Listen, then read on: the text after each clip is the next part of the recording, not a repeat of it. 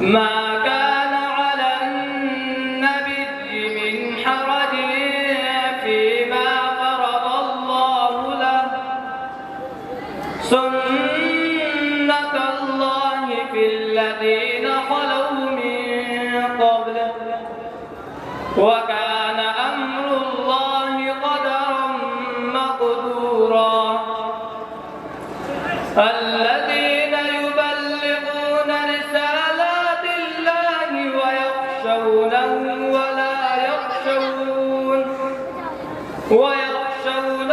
ولا يخشون أحدا إلا الله